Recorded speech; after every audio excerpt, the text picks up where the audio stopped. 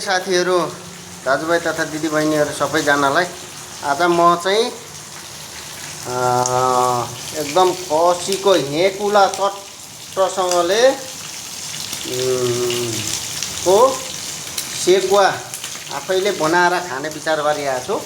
Curry पत्ता टमाटर धनियाँलाई राम्रोसँग फ्राई गरेर एकदम यो भेडाको हो कि खसीको हो हुनु चाहिँ एकदम मोटो मोटो सुँगुरको जस्तो छ हैन। यसलाई खारेर ल साथीहरू अब चाहिँ निकालियो हैन। यसलाई अब चट्टसँगले सबै कुरा हालेर चट्टसँगले अब ल हेर्नु है साथीहरू, हजुरहरू कसरी चाहिँ बनाउनुहुन्छ भने खसीको चाहिँ हेकुलाको सैला म चाहिँ यसरी बनाउँछु है। अब हेर्नु है, यता रेडी हुँदैछ चट्टसँगले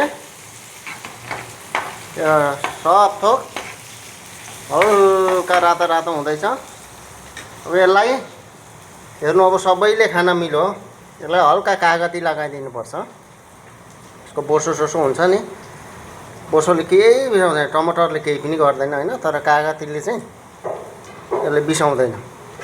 म चाहिँ यो तालले बनाउँछु, हजुरहरू कसरी बनाउनुहुन्छ चट्टसँगले फ्राई गरेर।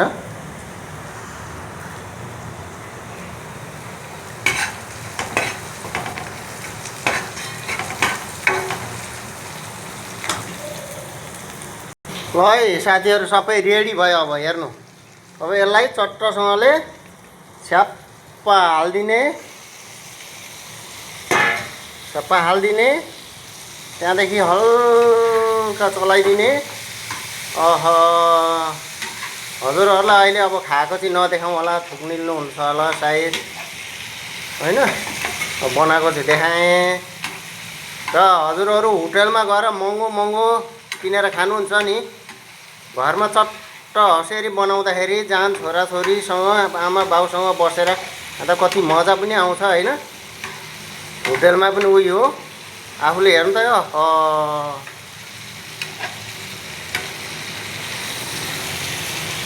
हेर्नु त कस्तो कलर पनि आयो चट्टसँगले। यसलाई भइ पनि हाल। अब हेर्नु, यसलाई हल्का धनिया हालिदिएपछि के गर्ने साथी हो, म चाहिँ यो तरिकाले बनाएर खान्छु। मरेर लानु के छ, विदेशमा होस् स्वदेशमा होस्। ल हेर्नु है, अब यसलाई हल्कासँगले अब भइ पो हाल्यो त, हेर्नु त।